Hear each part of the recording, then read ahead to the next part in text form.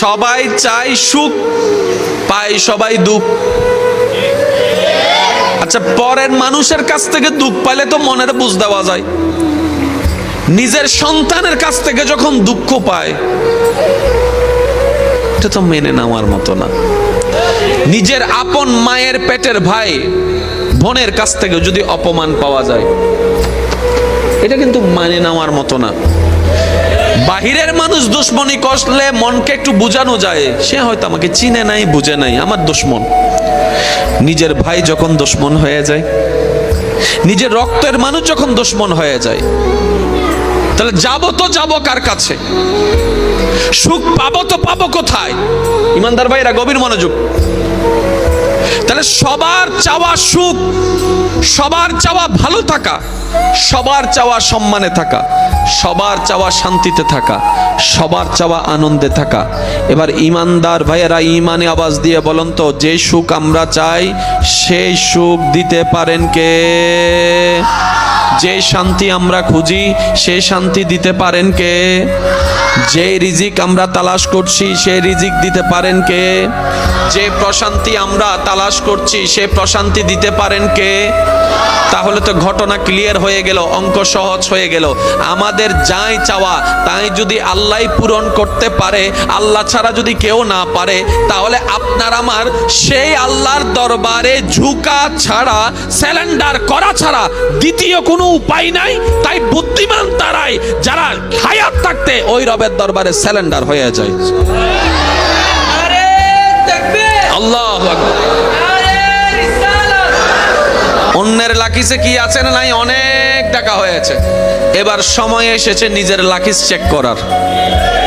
কারণ আমার কবরে আমি, আপনার কবরে আপনি, আপনার হাসরে আপনি, আমার হাসরে আমি, কারো জন্য কোনো দুনিয়ার ব্যক্তি থাকবে না।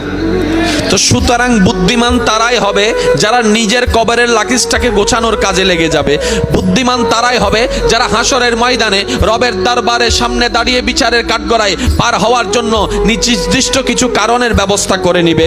বুদ্ধিমান তারাই হবে যারা এই সাময়িক জীবনের দিকে ফোকাস না দিয়ে ওই অনন্তকাল জীবনকে সাজানোর জন্য কাজ করবে, সময় দিবে। তারাই সবচেয়ে বড় বুদ্ধিমান। কথা বলেন ঠিক কিনা? আসুন আমরা যেন বোকার রাজ্যে আর বসবাস না করে কিছুদিনের জন্য হলো বুদ্ধিমান হতে পারি। আল্লাহ তৌফিক দান করুন। পৃথিবীর বুকে ইসলাম স্বতন্ত্র এমন একটি ধর্ম,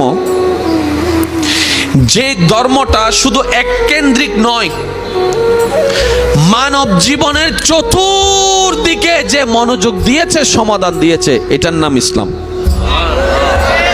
আর একটু জোরে বলতে হবে। এবার আমি আপনাদেরকে প্রশ্ন করব, আপনারা শুধু আমাকে উত্তর দিবেন। ইসলামের মধ্যে পরকালের বিষয় আছে না নাই? জান্নাতে যাওয়ার বিষয় আছে না নাই? জাহান্নামে যাওয়ার বিষয় উল্লেখ করা আছে না নাই? কোনটা করলে সওয়াব হবে আছে না নাই? কোনটা করলে গুনাহ হবে আছে না নাই? এটা তো আমরা সবাই জানি, সবাই বুঝি। আজকে আরেকটা জিনিস বোঝার চেষ্টা করবেন, এই ইসলামের ভিতরে দুনিয়ার জীবন কিভাবে সাকসেস করতে হয়, সুন্দর করতে হয়, এই পদ্ধতি দেওয়া আছে। এবার বলেন, দুনিয়াতে থাকলে বাথরুমে যাইতে হবে কি হবে না? বাথরুমে কিভাবে যাবেন সেটা ইসলামে আছে। কেমনে বাইর হবেন এটা ইসলামে আছে। তৃষ্ণা লাগছে, পানি খাওয়া লাগবে, পরকালে না দুনিয়ায়? তো দুনিয়ায় পানি কিভাবে খাবেন, ইসলামে আছে না নাই? দাঁড়িয়ে খাবেন না বসে খাবেন, নিয়ম দেওয়া আছে না নাই? কয় ঢুকে খাবেন, নিয়ম দেওয়া আছে না নাই? সারাদিন পরিশ্রম করে রাতে ঘুমানোর দরকার, পরকালে না দুনিয়ায়? এবার বলেন, ইসলামের মধ্যে কোন কাত হয়ে ঘুমানোর সিস্টেম আছে না নাই? তাহলে আপনি একটু ঠান্ডা মাথায় ভাবেন, ইসলাম মানে শুধু নামাজের নাম নয়, ইসলাম মানে শুধু রোজার নাম নয়, ইসলাম মানে শুধু সওয়াবের নাম নয়।